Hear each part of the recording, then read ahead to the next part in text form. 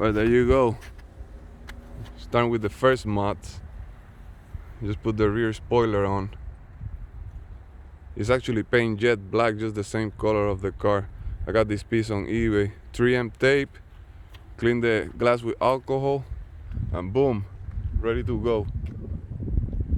Now I got this thing right here. I would like to get something like this to put on it, but every time I look for it, I don't find the size that I need. So if anybody know where I can get a bigger size of this, please let me know. I will appreciate it. But yeah,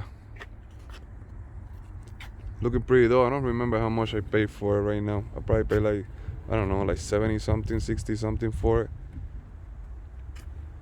But I think it look pretty dope on the car. So if that's something that you want to do to the BMW, go for it. But man, it's worth it. So look at this guy over here cleaning up the car. Supposed to be working. We're supposed to be working. We're here out here recording on the car.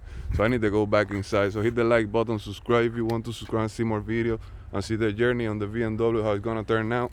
And thanks to the new subscribers too. All right. See you to the next one. Be safe.